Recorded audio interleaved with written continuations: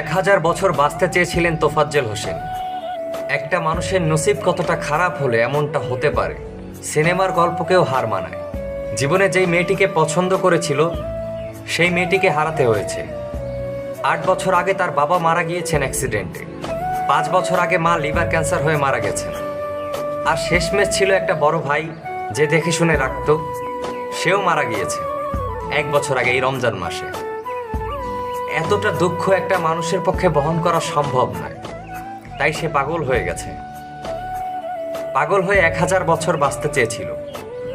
কোনটা পাগল আর কোনটা চোর এতটুকু বোঝার যোগ্যতা যাদের নাই, তাদেরকে শিক্ষিত বললে আমাদের ভুল হবে।